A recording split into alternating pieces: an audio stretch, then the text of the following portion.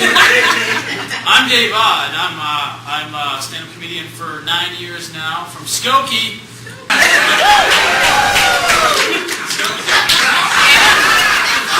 Skokie in the house. Jehovah's Witnesses was there. Skokie Dokie.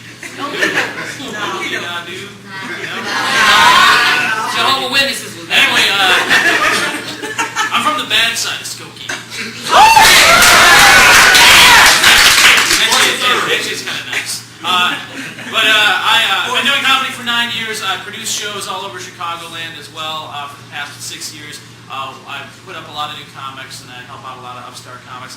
And I also tour the country. I do all the clubs in the Midwest, and I perform as a comedian. I've been on Def Comedy Jam and BET's Comic View, and Bad Boys of Comedy. I'm a cast member of the Vagina Monologues. I've been on the BBC, NBC, and XM Radio. I got other couple things in the pipeline. So I vote like ever since I became an American citizen. I always like make sure that I voted, like learn about the American history, and I feel like if I vote, then I can complain about the taxes and all that stuff. Otherwise, if you don't vote, then you can't really complain. If you didn't vote, you can take time to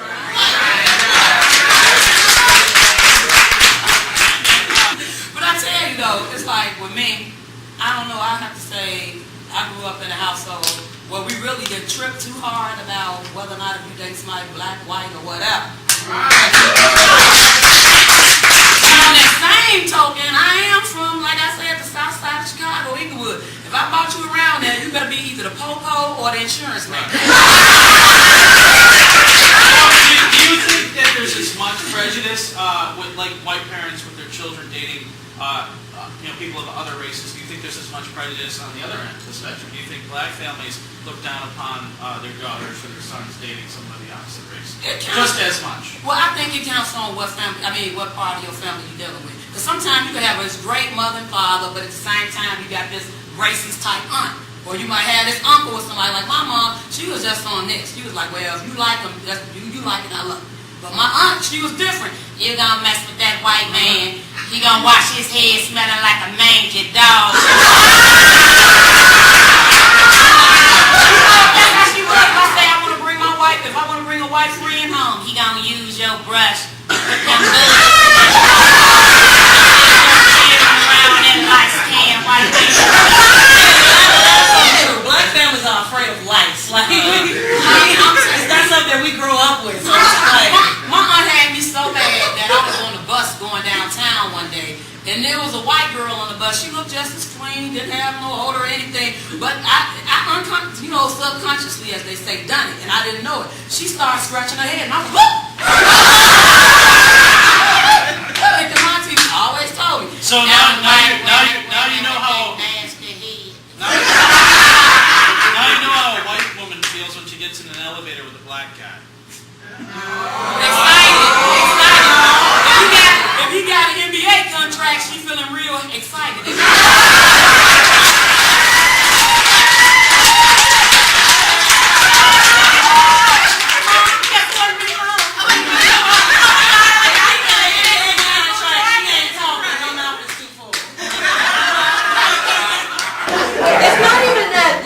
We're mad that you're there. We're just waiting to see what you're going to do. Because white people be known to get up in front of us and do goofy stuff to try to relate. It's like, nah, don't do that, just be funny. If you come in my room, bring it. Talk about stuff, that's just funny, and don't like spend so much time like talking about race. Like, I personally don't like it when I go to comedy rooms and there's a black comic that, comes to a mainstream room and they spend like 30 minutes on, so the difference between white people and black people are.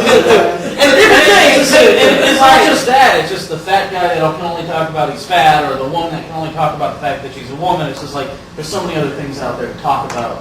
Why do you have to focus on that? Yeah, but then you get the case of the guy that played Kramer. Michael Richards. This guy on stage was off with like in the mix. What? Yeah, well, Michael Richards, I know a lot of people that have seen him perform personally, and he like every month there's a new story about him going off on an audience because he's a terrible comic because he gets up on stage and all he can do is talk about men do this and women do that, and that was Hack in 1982, and that's all he does. So the audience doesn't respond and they start heckling or they start talking, and he freaks out. And I've actually heard about him going like, "Oh, that was goddamn Kramer! You listen to me when I'm up here," and he like goes nuts. He goes nuts on an audience. So it's not. I don't think it's a case of racism. I just think it's a case of him being a total asshole. I think that In California, we have Proposition 215, which is legalizing marijuana, and I'm pro, Yeah. Sherry's When the there. top's in.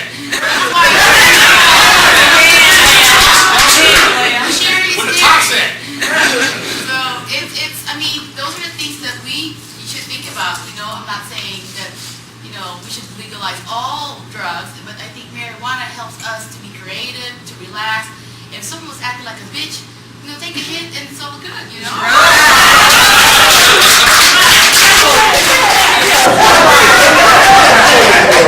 James Brown, everybody. very sad. Oh, very sad. The saddest thing about it is, like my parents and stuff look back and like, oh, he was one of the greatest entertainers of our time. And like our generation is gonna look back at somebody like Little John and go, oh, he was the greatest of our time. That's James Brown replacing Little John. Snap your fingers.